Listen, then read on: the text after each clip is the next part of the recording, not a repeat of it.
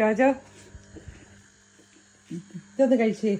ഇതന്നെടി പൊറോട്ടയും ബീഫും ആയോ? റെഡി ആയോ? സൂപ്പർ. നല്ല ഗുണമുണ്ട്. നോക്കട്ടെ. അത് കഴിച്ചു കഴിയുമ്പോഴത്തേക്ക് ഞാൻ വേറൊരു ഐറ്റം കൊണ്ടുവരാം. വേറെന്താ?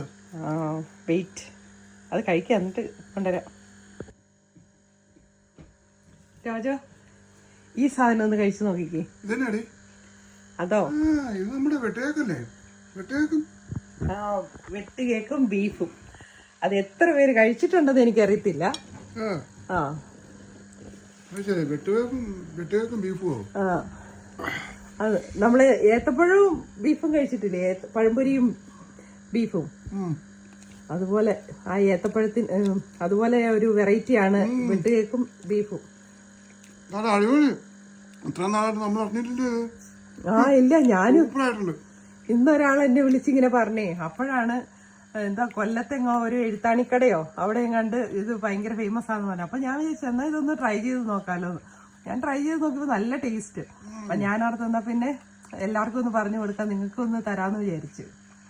എല്ലാരും മസ്റ്റ് ട്രൈ ആയിട്ടോ. എങ്ങനെയുണ്ട്? പൊളിയല്ലേ? സൂപ്പർ.